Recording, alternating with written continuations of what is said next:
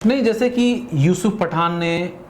कहा कि भाई हम उसके मेंबर नहीं रहेंगे, क्योंकि टीएमसी ने कहा कि हम नहीं उनको रखेंगे, क्योंकि जब गवर्नमेंट ऑफ इंडिया ने हमसे डिस्कस नहीं किया और बिना हमसे डिस्कस किए उन्होंने यूसुफ पठान का नाम दे दिया। अगर सरकार ये चाहती है कि हम यूसुफ पठान को आगे ले जाएं, क्योंकि वो एक ऐसी कम्युनिटी से आते हैं जिस कम्युनिटी का नाम लेकर आसिम मुनीर देश में ऐसा स्टेटमेंट दिया था उन्होंने, आसिम मुनीर ने 16 अप्रैल को, जिससे देश में एक कम्युनल इन्वायरमेंट क्रिएट हो गया था। तो भारत सरकार का एक बहुत बड़ा इस बार जो भारत सरकार का जो अप्रोच रहा है, वो अप्रोच ये रहा है कि आप आसिम मुनीर के जो स्टेटमेंट को कैसे काउंटर किया जाए। तो आप देखेंगे कि किस तरह से आर्मी में प्रेस कॉन्फ्रेंस हुई, तो उसमें एक कर्नल सोफिया कुरैशी थे, उनको बुलाया गया, उन्होंने प्रेस कॉन्फ्रेंस 2-3 दिन लगातार किया। उसके बाद जो डेलीगेशन बनाया गया, ऐसा नहीं यूसुफ पठान एक ही मुस्लिम है,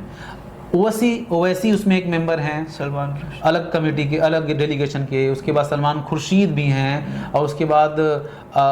एमजे अकबर को लिया गया है। तो ये सारी बात, तो सरकार का ये अप्रोच है कि हम अपने डेलीगेशन को डाइवर्सिफाइड करें,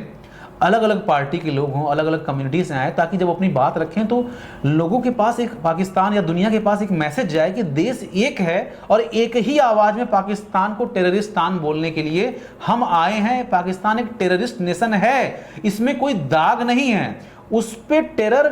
उनके यहाँ टेरर लॉन्च पैड थे, हमने टेरर लॉन्च पैड को तबाह किया, हमने टेरर एक्टिविटीज़ को ख़त्म करने का संकल्प लिया और उस पर ही अटैक किया जहाँ जहाँ उनके लोग जो टेररिस्ट एक्टिविटीज़ में जहाँ पर इन्वॉल्व रहते थे, जहाँ पर उनकी ट्रेनिंग होती थी, उन जगहों को हमने टारगेट किया।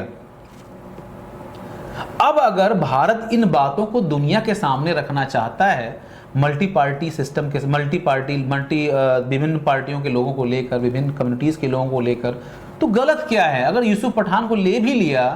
तो टीएमसी को तो अप्रोच करना चाहिए था, नहीं अच्छा है कोई बात नहीं, लेकिन हमसे पूछना चाहिए था, आप सरकार की आलोचना कीजिए इसके लिए। ये नाम वापस लेना आपकी मंशा पे संदेह पैदा करता है।